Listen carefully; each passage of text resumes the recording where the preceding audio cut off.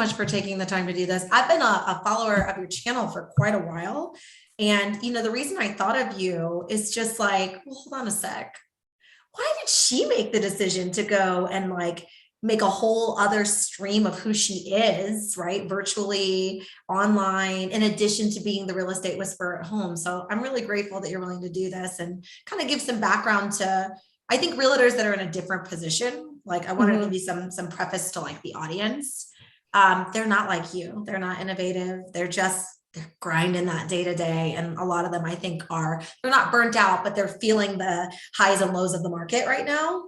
Can I tell you how I this is my question to you is how, like, why? Oh yeah. So, I was doing really, really well one year in real estate. And, I was probably doing more in like that particular year. I had made the most money I had made. I was out every weekend. I was showing all these houses and I was like, I had that tax bill that year was painful. And I was like, but at the end of that year, I had probably the worst people on the planet. Like, honestly, they exhausted me. And even to the day of the closing, I'm like, thank God this is all over with, this is done. And even at the closing table at that moment, he questioned everything that I had done and was asking the closing attorney questions about the purchase agreement that he had signed, which I was thankful that basically the closing attorney pretty much reiterated exactly what I had said. Right. And I'm like, why even hire me if you're going to question everything that I do?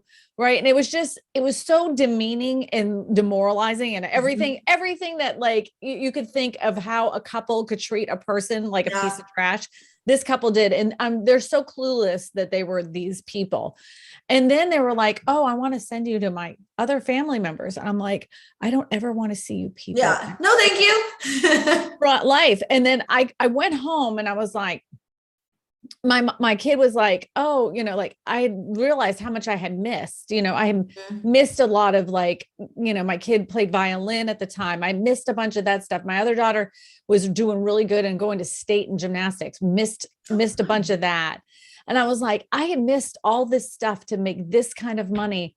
What was it worth it? Cause I'm depressed. Yep. I am so depressed and I hate everybody, I'm like, I don't know if I want to do this anymore. I mean, it's all the things I had to do to get to that point to make that kind of money, like all the websites and lead captures and the phone calls and all this time to make that amount of money. Yep. And I was like, and then people were like, you just need better systems. I'm like, I don't even freaking care anymore. I don't even want to. Pretty much. That's exactly like, like streamline your systems and, you just got to crush it. That hustle and grind lifestyle made me want to scream. Yeah. And the only thing, either you could laugh or cry about it. So about 6 months after that, I had been in a pretty bad depression. I had gone into bed and I didn't get out for a while. Yeah. And I think we've all been there. Yeah. And, I just remember coming across, I don't even know how this came across my newsfeed on YouTube, Gary V. You know who that is? Gary V. Oh boy, do I know who that is. Yeah. So at that time, it was like 2016, 17, around there. He's like, the one of those unutilized marketing groups is realtors. And I don't know why they're not doing this. And he's like, they need to be capitalizing on video. And I'm like, well, how are you realtors? I mean, there's got to be somebody out there if he's talking about it that's doing it. So I was like looking and I saw, of course, tons of stuff of like, listing videos that were really crappy, spammy and scammy. It's my least favorite thing about the industry. Yeah. And then like at that time, it was a lot of like floating pictures with really crappy music with the robot voice. Yeah. It was like really terrible. And then, I'd come across a couple that were like vlogs. And like, who gives a crap what a real estate agent's doing? Like nobody cares about that. This sucks. And then I came across one more type of video that it seemed like it was getting a lot of views. And it was like people that were really kind of like really giving solid information about buying and selling a house and giving like 10 steps that you'll never know about buying a condo. And I wish I could think of his name at the, it's like, I can see his face, but I can't think of his name. There's a few of them that were like doing it pretty much at a high level. They had about 30,000 subscribers. And I was like, well, I could do that. I mean, some of them were just standing in front of a whiteboard and just writing the crap down. I was like, well, I can do that, but I want to do it my way because I'm annoyed by people. So I figured if you watch my earliest content, I did actually Ascension Parish. Yeah. So I played out the horrible people that I have dealt with in this industry. Love the comedy element. It was so refreshing. Yeah. Well, it didn't really resonate with a large audience, but it really did help for my mental health to get all of that garbage out there. It was very therapeutic, very therapeutic. And then in 2019, there was because I really was into this video thing. I was, that's how I was creating my business. People were coming to me. I was getting sales from that. I was doing referrals. So you were even at the early stages. Oh, at the early stages. I knew that I wanted to continue doing it because I had only had maybe 6 or 7 videos up, not even that many. I don't even think. And I got some guy that was moving in from Utah that was moving to Louisiana. And he's like, I just happened to Google your name. And then one of your videos popped up. Yeah. And I was like, he goes, if anybody knows that much about their little town, then I needed to hire them. And it was just so easy. Like I didn't have to convince them that I was the right real estate agent for them. I was like, well, if I can just do this and be whoever the hell I want to be without having to explain like my humor, then this is great, because I'm kind of snarky and sarcastic and just silly, but I know what I'm talking about. I just absolutely. And that makes it's not just entertaining. I think it builds authentic credibility, which is kind of rare in the internet age that we're living in, to be honest. But you know what though? People have gotten so smart to fake, like honest to God, like some people will, like, I'll see their stuff and they're like, what do you think? I'm like, you sound like a robot. Like I can't help it, like, and if I can see it, then other people can see Absolutely. I think the consumer is much smarter today than they were even 2 years ago. Absolutely. And people are tired of being sold. So when you're throwing out a bunch of they're like, people ask me, well, what's your call to action? I'm like, that I'm going to help them. That's it. I don't have this massive call to action. Yeah. But, so I knew I wanted to continue doing video forever, but I knew that my channel was just kind of like, it was slowly growing. Sure. I was doing all the things that they tell you to do to grow your YouTube channel.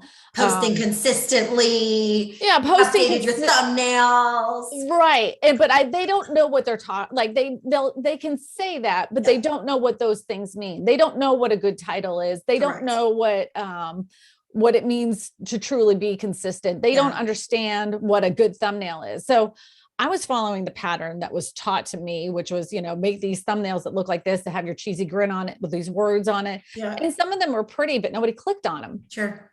So I actually won a video creation contest for a video summit called Vid Summit.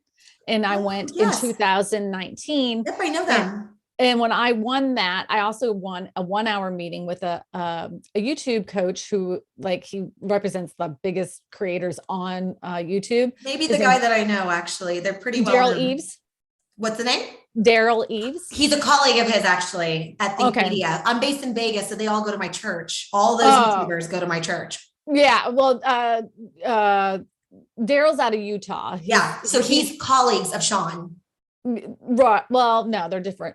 They're different. They're different, but they're friends. Yeah, they're friends. Yeah, they're different, but they're friends. They all know each other. Yeah, they know each other. All the groups are real friends with each other. So they're all pretty close, actually. Yeah, So, but Daryl's like the godfather of YouTube. So he was been around for the longest. And so I won that 1-hour consultation. He was like, you're doing a lot of good things. You have a really good SEO search channel. And I'm like, thank you. What am I doing wrong? He's like, you're never going to get anywhere when you're doing it like this. I'm like, really?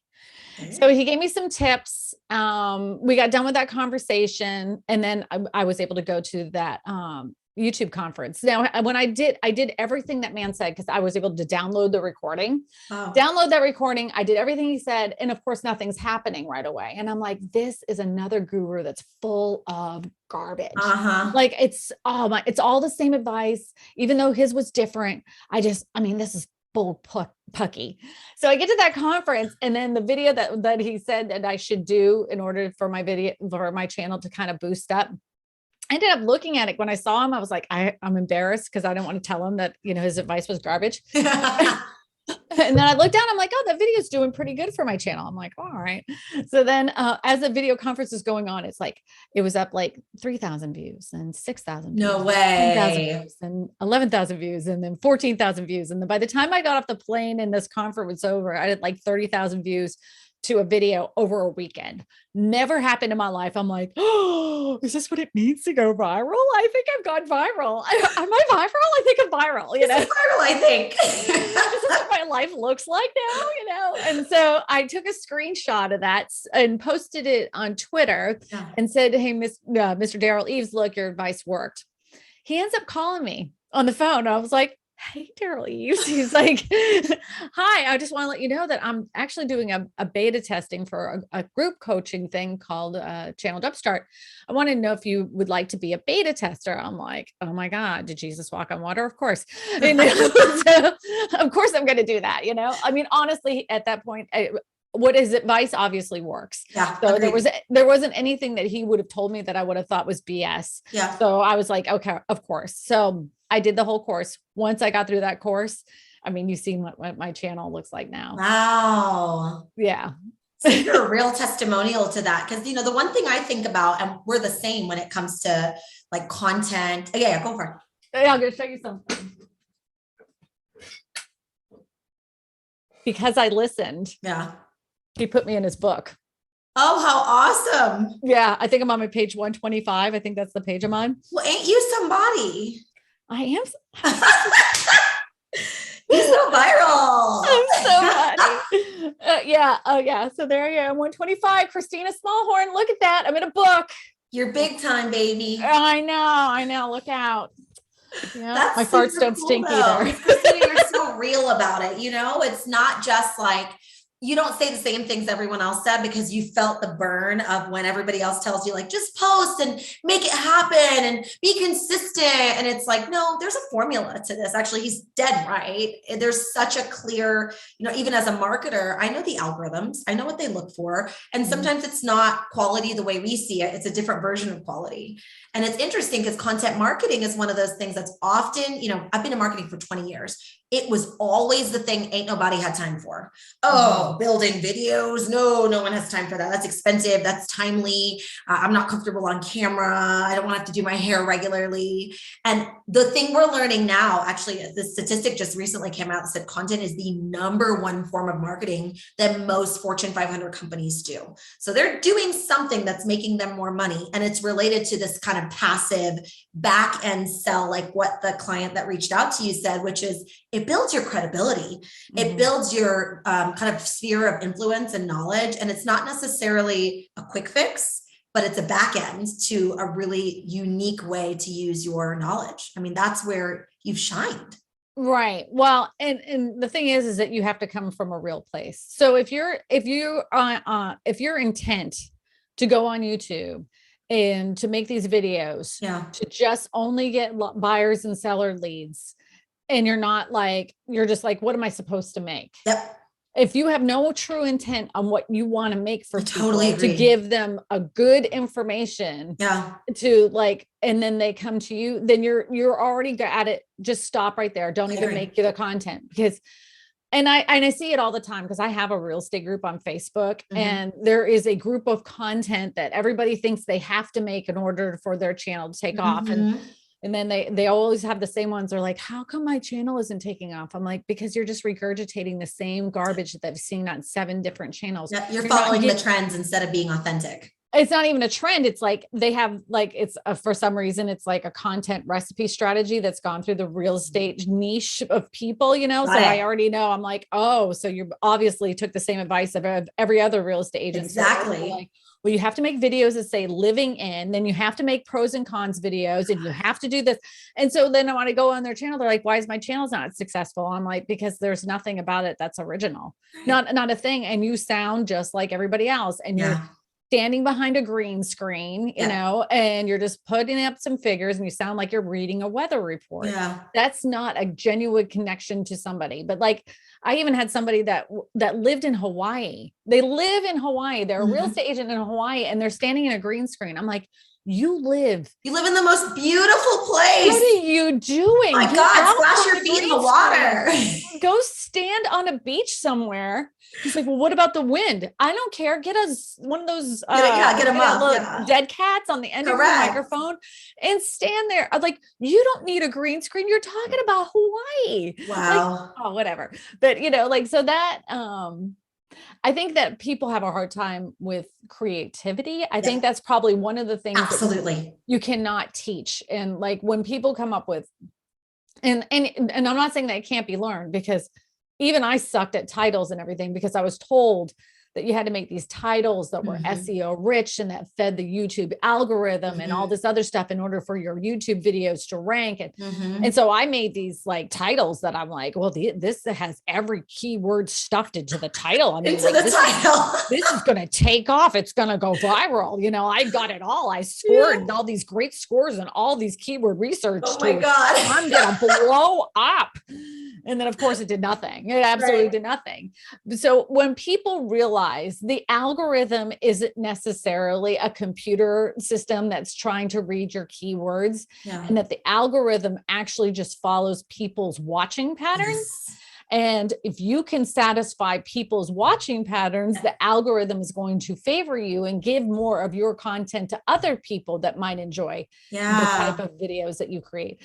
And like the content isn't just the video. The content is your title and your thumbnail. And they're just as important, because if you can't get them, if not more. If not more, if you're not more, because you have seen it yourself. You've seen a pretty catchy title and thumbnail and you click on it and like, absolutely. Like, this video's crap. I'm like, what clickbait shit did I just do? Right. And I get that from my own channel. Somebody's like, this was clickbait. And I'm like, how was it clickbait? I mean, what? Because you clicked on it and you started watching it. I actually delivered on the promise. Everything I said, there were 5 reasons why you shouldn't do this particular thing. That was there. It was all there. So there's no clickbait. Just because you didn't like the video, thank you for watching, doesn't mean it was clickbait. But I've said this before, the people that harass you and dog you the most are the ones that watch the most of your content. That's probably true. Yeah. So don't ever, like, people say, well, I had to block them because they went on every single video and started saying this stuff. I'm like, yeah, you totally shouldn't have blocked them, because they literally went on every single video, watched every single thing in the end just to bash you. Who cares? Let the commenters like react to what they have to say. You know? Yeah. There's other people in that comment section. I'd be like, this dude's an idiot. What is he? They'll take care of them in the comment section. It's actually my favorite part of YouTube. I always say it's not really about the video to me. It's what the hell goes on in the comments. All the good stuff happens in the comments. TikTok is like that too. Like sometimes the video is so funny, and then you watch, like, start reading the comments, and you're like, people are funny. People are hilarious and witty, and they add to the video. And sometimes you get better information in the comments, because people are like, like on housing market videos, those are probably my favorite, because people give anecdotal advice. So it goes along with like, here's what Reuters says, and here's what Housing Wire says. And then someone will just tear that apart with their personal experience, but then someone else will tear what they said apart with a different personal experience. And I'm like, this is America. I just heard somebody say that market videos don't work. And I was like, you're out of your mind. Like somebody actually, those words said, all these real estate agents that are doing marketing videos, those don't work. I'm like, what are you talking about?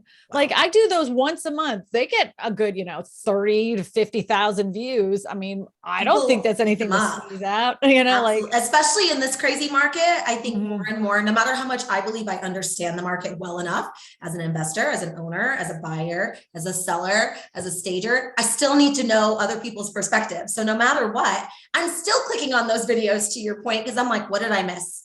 What was the one Right. thing that came out that I may have missed, because I'm human and we all get information in so many different ways. And I like hearing what the counterparty says. So if you're pro Zillow, if you're against Zillow, like I want to hear both so I can make my decision. I think those work tremendously, actually. Yeah, yeah. I was kind of surprised that this person said that. I was like, wow, market videos do work. But the thing is that, like, even though I did a video about market and this person did a video about market and that person, like you said, the perspectives of people are going to be completely different. But that title and thumbnail is everything. Kind of everything, right? I say it also about email marketing, like as an aside, but very similar. Many times on the marketing side, I'll work with clients that have these like gorgeous emails and they're like pretty, and you click on this and there's a 360 that. And I'm like, well, what about the subject headline? They're like, oh, whatever auto generates for me is fine. I'm like, what good is the email if you don't have a good subject headline? Like, no one's going to see the email. And it's so comparable to the thumbnail and title of YouTube. It's like everything, to your point. I love how you said, I'd never heard this said that way. It's part of your content strategy. It is a part of your video and your creativity. Because I think sometimes people are resentful about the fact that they have to be creative in that area. I used to be so resistant to the idea that the thumbnail made a difference. Yeah. Like, and I've said this before. I was on one of these YouTube live streams where they would kind of review your channel. And I mean, week after week, I would try to do better. And like, I pay my little like super chat to get my channel reviewed. I love it. And so I just never forget, there's a guru named Nick Nimmin, very, very smart guy. Yep. Right. Super smart guy. And my channel came up and he was like, you really need to work on your thumbnails. And at that point I was like, I'm crushing the thumbnail game. Like, he doesn't thumbnails and here's me. Yeah. Like, he doesn't understand my niche. He thinks he knows stuff, but he doesn't know anything, And then it wasn't until I started working with Daryl, I'm like, my thumbnails are really garbage. But but that's the other thing. Like with real estate agents, we have a hard time with our egos. Correct. A very hard time. And I noticed that a lot too. And one of the Facebook group that me and Malcolm run together, that when you're giving somebody criticism, it's like they don't want to be told the criticism. They want to be told that it looks good. Yeah. And so when you're telling them your title is like reading a novel, you got to shorten that up. They're like, no, I think it's really good because, I got the keyword score on this particular thing. And I know that it's going to be, no, buddy. Okay. Oh. Okay. And then I'm like, I can't help myself because I come from a place of giving. I will be like, okay, if your title doesn't work out and your thumbnail doesn't work out, use my title. And here, look, I even made you a thumbnail that, and I mean, it may not even be Kristina. like, just, I mean, maybe a little bit better than what they had. I don't want to go too like over the top where they can't do it themselves. So I just make them an improved thumbnail from where they were before. And sometimes I'm shocked on how many people don't do it. Yeah, they won't do it. And I'm like, why won't you listen to me? Like, I like, that blows my mind. There's been several, I'm like, and people will tell me, God, that looks so much better. And I go to their channel like a month later, I'm like, they didn't even keep it. They didn't do it. Like, I made this for you. This was 10 times, but you're like, I don't know. I will say it's mostly that's dudes. just like, I studied like human behavior as a part of my marketing background, which sounds really weird to a lot of people, but you understand imagery. It's the same thing as saying your thumbnail matters and your title matters. It works. We sell in the world, we sell all kinds of garbage products and services based on hype and imagery. So my thing is, you always think that someone would buy into like, okay, maybe this expert is giving me feedback that will make sense for me. But actually, human behavior tells us differently, to your point, is that there's a certain type of person that's always open to feedback. Sounds like you were that person, even though you had your moments, like constantly iterating, really striving for more and better. But there's a vast majority of people that don't. I think it's why I harshly say I believe in survival of the fittest. I don't think everyone has to be the very best at everything, because we need people at the top. We need people at the bottom. We really do. Suck at a lot of things. I Yeah, suck at a well, lot of stuff. A lot of stuff. Yeah. But we need that almost, right? Like, so there's just people that are open to, you're probably open to feedback in some areas and maybe somewhat less in other areas. But I always notice the person who's open is always more successful. There's just something to be said. You can't be Teflon when you're running a content business or you're looking to help people, because we're constantly, look at the world we just navigated, right? We're constantly evolving. The world is around us. It's constantly evolving. The market is constantly evolving. I think one of the most frustrating things for me now is that now more and more real estate agents have gotten on YouTube, and they hear a bunch of podcasts, and they'll hear, they've read a few books, and then they start regurgitating things that they've read or heard on these things. Yeah. But then they have no real life experience to back up what they're saying. Yep. And they say a lot of word salad that I'm like, what in the world are you talking about? Yep. And it's very difficult for me to, sometimes I just have to walk away, because I really just want to call them out, because I know that what they're saying isn't true. Garbage. Or what they're saying is information that was from several years ago. Yeah. And I don't think they mean, I don't think they mean harm. They're not trying to hurt other real estate agents, but they definitely want to feel important and needed. So they spit out this information, and I'm like, sure enough, I'll end up making a post in my Facebook group. Like, if you hear this, I'm just letting you know, this isn't how that really works. Yeah. This is how it truly works. Because I don't want, the people that have come to my Facebook group to ever get bad information and then, work against themselves, I think a lot of that lately as well. As you're saying it, I'm like, there are things that don't exactly line up. And this is true in many industries. And, there's something to be said for authenticity versus what will get you, what you want in the end game, but then you have no idea how to continue on. Like, they may even, I'm going to make an assumption. They may even get some notoriety from that. They may get extra clicks. They may get people who think that they're smart. They may get a client. But what happens next? Like, that unfulfillment that I think a lot of people struggle with kind of comes from this like pretender syndrome, instead of leaning into what you're great at. And there, I don't know, you've probably seen this too. In the last like 2 to 3 years, there's been this explosion of coaches, like the explosion of coaches and gurus, Totally agreed. What are they talking about? Like, where is your real life proof to the fact that you're a expert in this particular thing? And then like the spouting of ridiculous numbers. And then in order to justify what they're saying, they'll use big people's names that they've known or spoken to. And they'll be like, well, when I was talking to this person, and when I had this conversation with this person, and when I talked to them on the phone, so that makes their credibility sound better, because they're spitting out these bigger names that do have credibility.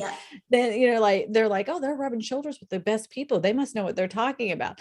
Like, I would strongly suggest that any guru or coach that you are working with, ask for real life people that you asked it. If let's just say it's YouTube, ask to see who they have coached.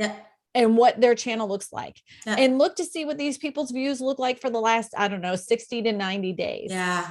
And then contact those people and say, hey, do you believe this actually helped you? And did it help you get the traction that you wanted for your channel? Did you get more leads? Don't polish it up for me. Like, I want the real deal. If you feel like you're wasting your money, I really want to know that, because I don't want to invest my own. And I think if more people did that, I think more people would be better off. I don't know how many times that like I could have signed up to like 100 different coaching programs in my career on YouTube, but I didn't see anything or know anybody that was like, oh, my channel blew up because of this. Like, I didn't know any one person that had that happen. And so I was like, when I won that deal, I was like, well, I already knew he represented the biggest channels on YouTube. So I was like, I just won the lottery. You're like, maybe now I care. Yeah. And so when he offered me that, I would have paid whatever, whatever his coaching was. I didn't even care because I already knew that he represented those. He already gave me one taste of success that I knew no matter what, from that point forward, I was going to have a lot more success for my channel. And like, to this day, like I just still don't know it all. Like, I'm like, what else can I learn? There's got to be more. There's more to it. There's so much more to it. There's people out there that are really crushing views. Like, why? What is it? What is it about their thumbnails? What is it about their titles? And I don't know. I'm obsessed. It's like the game that I just want to keep winning. Like, well, YouTube that's so cool though, because it hasn't, see, this is one thing that I think is a common misperception. You haven't gotten so Hollywood that you're like, I'm too good to get better. I'm great as is. And I think that makes you so awesome and so authentic to what I think the real grind is, right? Not just like taking a bunch of cute pictures and filming a couple, bite-sized videos, because that's what's trendy right now. But like, you're still hungry to learn and improve for your audience. And that's not always the case. I think one of the biggest poisons to people is that if they have a viral video early on. Everybody that I've ever encountered in the real estate niche that had a viral video very early does not make videos anymore. Wow. No way. Oh, I never would have thought that. Because they had that initial success. Then they created videos after that didn't have that same oomph to them, that same success, that same virality. And then it defeated them. So then they were like, oh, I just got so busy with my leads that I just didn't need to really do that anymore. Like, yeah, you didn't get your success constantly. You didn't get that dopamine rush constantly. Yeah. So I think one of the best things that happened to me is that I didn't have a lot of success at first. I mean, I was struggling to get 100 views per video, but that will bring me to another point though. There was a trend, and I don't know if it's still a trend, but there was a trend of trying to get other real estate agents to subscribe to your YouTube channel and to like comment on your YouTube channel and watch your YouTube content. So that way that would supposedly boost up your channel and get I've seen this in many industries.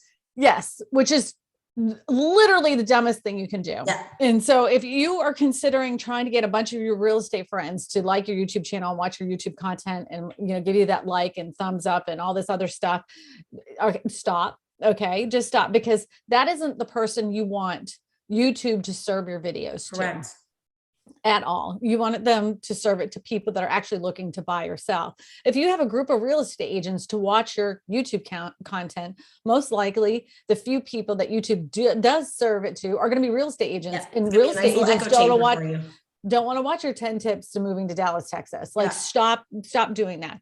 I don't see it as much as I did for a period of time. It was really bad there for a while. Yeah. And then to try to get people to stop, they were like, the thing is that as soon as I stopped, my channel really took a nosedive. I'm like, of course it did. No shit. Of course it did. It's going to, and you're going to have to reset it, and you're still going to have to work. It's like, they're like, did I ruin it for life? I'm like, no, you didn't ruin it for life, but we can bring you back, but you're going to have to suck it up for a couple months. Yeah. It's about quality. And that's, I think, one of the things that I'm hearing from you, which it validates so much of what I know about life, business, marketing, and YouTube. It is about the long game. Like, quick success doesn't really do anything. Vanity metrics, which is my favorite thing to hate. Like, I can't stand the idea that the only thing that's important is like how many subscribers, how many followers, how many double taps.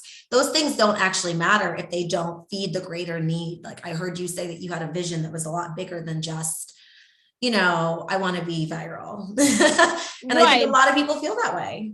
Right. I always like the subscribers and that number people look at and they're like, oh, you have that many subscribers. And I'm like, really, honestly, go to the about section and look how many views, because I've seen channels that have a lot more subscribers than I do, but they have literally half the views that I have.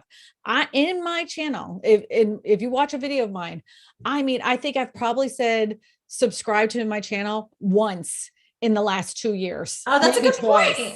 maybe twice. I didn't even think about that. I don't even ask them to subscribe. I don't even say my name until the very end of the video, because I don't want to waste their time to tell them who I am, because they don't give a crap who I am until I deliver them the content and the information that they signed up for when they clicked on the video in the first place. So true. So I don't even like, they don't care who I am. It's fine. You know, it's totally fine. So I just give them everything. I like word vomit everything, all the information I have in my brain. And I put that in that video. And then I say, hey, before you go anywhere, watch this one next, you know, watch this video. Because that's what's more important to me is I want them to watch another video. And when they do watch another video, they just want to call me anyways. And like I just did this thing where at the beginning of 2020, I was really, really focused in on trying to get as many referral clients, because I was trying not to have to go show houses as much as possible. Oh, good point. Because the pandemic and people were crazy. And so I was like, okay, how can I stay home and like still make money? Mm-hmm. And so I started doing this thing where I was doing live streams, and I would just say, inevitably somebody would just had said, oh my God, I'm working with this real estate agent now, and she's an idiot. Like, I don't know what to do. And I'm like, oh, look, if you're having a hard time finding a real estate agent, like, you're not tied to that person. Even if you signed a buyer's agreement, just email me and I will take care of you. Because I said that to her, or to that one particular person. Mm-hmm. The 600 people that were in the live stream heard that as well. And they're like, I know you said that you would help her, but can you help me too? No way. When that happened the first time and my email box was flooded, I was like, ooh, I'm onto something. Woo-hoo. Wow. So this year I just finally made a website that's just dedicated to making referrals. Okay. So, sorry about my dogs. Oh, you're fine. You may hate mine in a sec. That's real life. Yeah, that is real life. I work from home. And so I made this website that all they have to do is just click referral, and then they fill out the form. And then I get these forms to one specific email address. It's a separate email from the rest of my emails that I use every single day. And that's what I do like during the day. I'm always sending out referrals and sending out referral forms. And, collecting checks, it's like $1,000 here and $500 here and, $5,000 here. And you just like, they all add up. And at the end of the month, I'm like, this is better than going out there and sweating. That's genius. So you're like a biohacker for real estate. You're like a real estate whisperer and hacker. Well, but I didn't do it. I never did it with the intent of I'm going to start a referral business. Yeah. I did it out of just genuinely trying to help somebody. And because of that, it came off as extremely genuine. And they're like, will you help me too? And you seem so sincere. I want to find somebody just like you. Can you help me? And so like I get those every single day.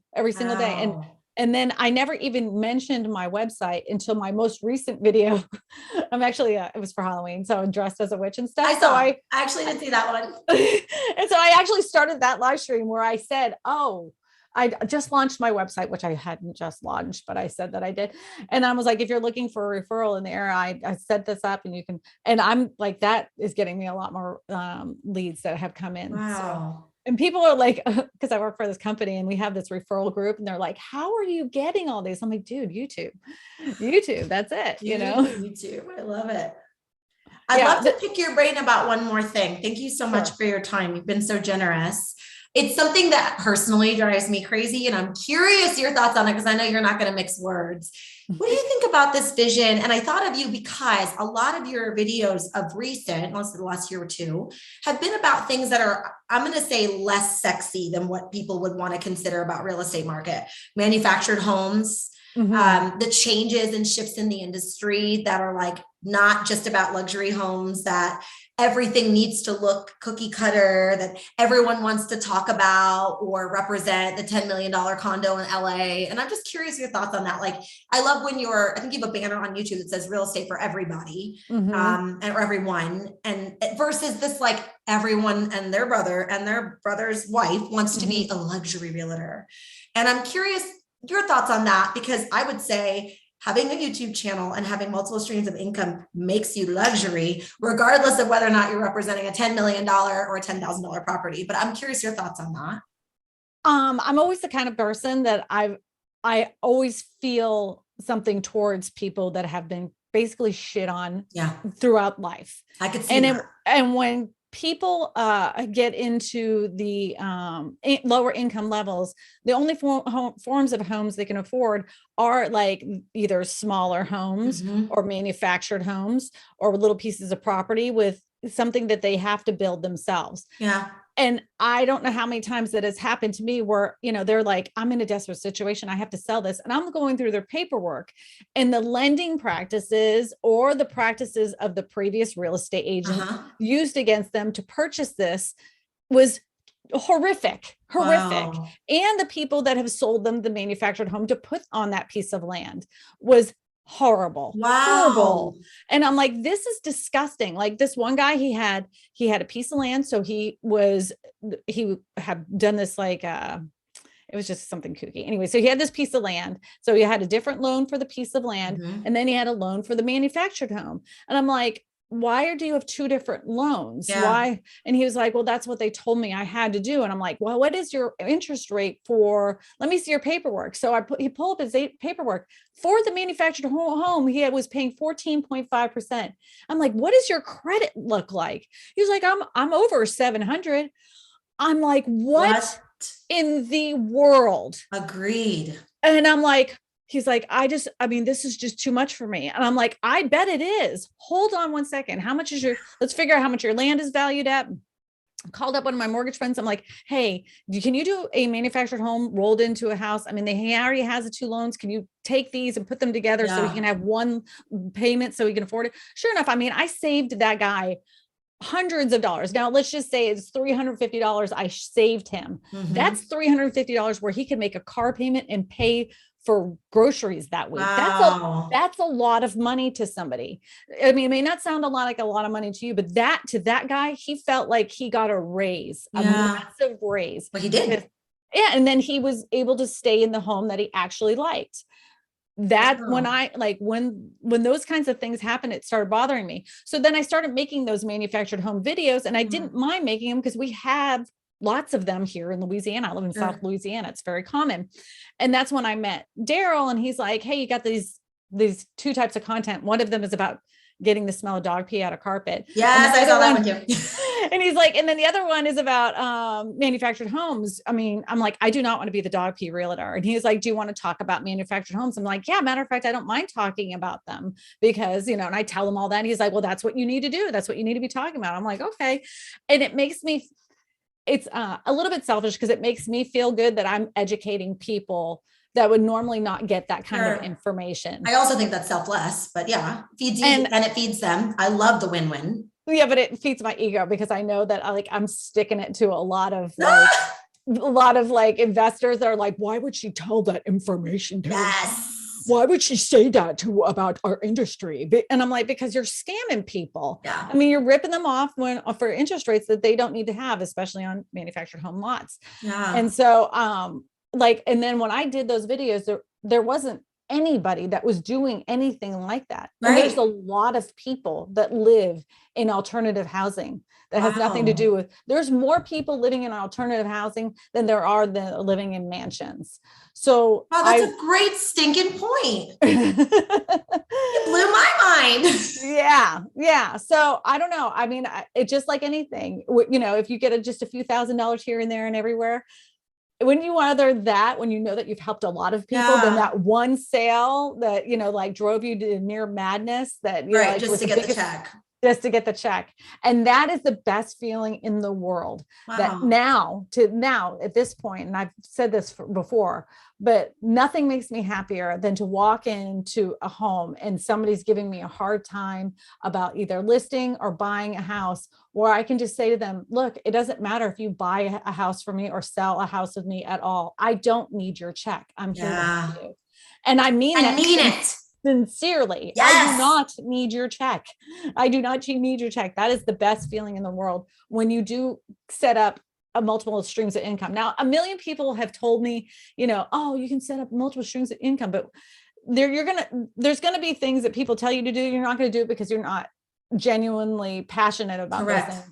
But if you have a stream of income where you know that you're helping people and it's something that you can stand by, you're going to make bank on it because you're not pushing it. Agreed. You just know that you're giving somebody a high level of service. Yeah. And you can easily talk about it without feeling like you're doing a call to action. Correct. Oh, I love that. So it's not about what's sexy and making everything look better than it is. It's about doing what feeds the people that you care to serve, like whomever that is.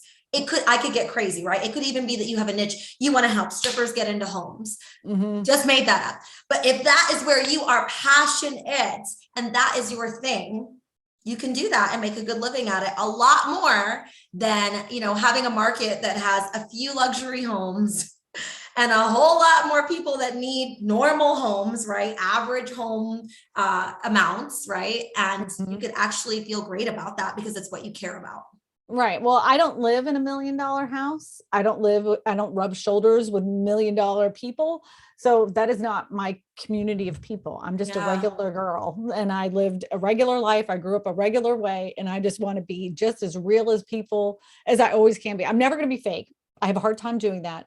I can't imagine you fake. No, well, I'm going to tell you when I was in oh my gosh, like this, I am going to totally out myself. In my early 20s, I lied so much. Like I would embellish stories. I would make up the craziest things about myself. Really? Oh my God. I'm like dumb just because I was just so starved for attention. Like, please let me be your favorite. I gotcha. I lied so incredibly much. And then, you know, the thing is that at some point your lies always catch up to you, always. And it was like this one point that I was like, I have really I'm kind of sick to my stomach. The tangled web I have webbed myself, you know? Mm-hmm. And I'm like, I got to stop this. And then from that moment on, I was like, I'm honest to a fault at this point. Like there is not I never, I used to gossip all the time. I don't even remember what you said to me. Even if you said, please keep this a secret. I'm like, my brain is Swiss cheese. I don't even remember what you said 10 minutes later. So that is a gift that has been given to me. I don't remember what you said anyways. And then I don't lie. And that way I never have to remember the lie. Yes. So that way, when it comes back to me, because if I always speak truth, always speak honestly and come from a good place, that when it comes back to me, I'm going to be like, yeah, that was this, and this. I never make up anything because that way I never can get in trouble because it actually happens. So my mom always says that. She's just this guru in my life. She is the guru of my life. It's not some snazzy person on TV or the internet. It's my mom. And she always says a liar better have a really good memory. And we have Alzheimer's in our family. So girl, get it together. That's basically how we do life because of that. You know, and the thing is that I identify a liar in a crowd just like that because I did it so much. Wow. So when I start seeing something, I'm like, oh dude, stop. You're not fooling anybody. And I think about all that, you know, all those people I knew in that time, like I literally would hide in the shadows if they were to see me. Cause I know I lied about the stupidest stuff, the dumbest stuff in the whole entire world. Wow. And I'm like, why didn't I think I was interesting enough that I didn't have to lie about it? You know, a unique time for young women. Yeah. I will say, let's give you a little grace. The 20s are a really rough time. I always feel like thank God there was 30, no internet. There was no internet at that time. Thank God. Because I mean, honestly, I would have been raked over the coals because I said some stupid, did some really dumb stuff. Dumb. But I'm like, whatever, you know, it is. No, you're making up for it now. You've been a great real estate whisperer to a lot of people, I can tell. And you've been such a great truth teller for us today. How can people find out more about you and maybe about something that you can do to help them or that you do that you'd like to offer? Yeah. So I do have a real estate group and it's totally free because I like free because when I started my YouTube channel, nobody would help me. Even the people that I felt like were really up there that I called them up and they pretty much hang up on me. Wow. So I was like, I'm never going to let that happen to somebody else. So I have a YouTube group with Malcolm Lawson. It's called Real Estate YouTube Mastermind. Love it. And we put our titles up there. We put our thumbnails. We all work together. Sometimes I'll help people change out their thumbnails. Like it is a collaborative effort. It does not matter what brokerage you work for and nobody sells you anything. If anybody tries to post anything about coaching or how to make money or any of that stuff, they're immediately booted. I don't have time for that nonsense. Yeah. Nobody wants it. It's all spam, just or you're out. So if that's your intent when you join the group, then you can forget it. Just forget it. Don't click yes. Yeah. As soon as you sound spammy, you're out of there. So I have that group, and you can always just find me on YouTube. I really honestly suck at all the other social media sites. I did always have one.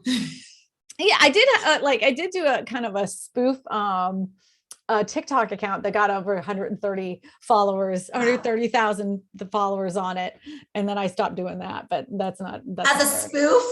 Yeah, it was like, it's called Karen's Corner. I'm wearing a wig and I have like I have glasses on and I'm talking like this. Oh, you've gone back to your comedy days. Yeah, I was like, hello, my ticky-talky friends, and I just kind of did like reaction videos to other people's. I would like duet them, and people liked it. At first I was gonna be like a nasty Karen, like one of those like, like real Karen.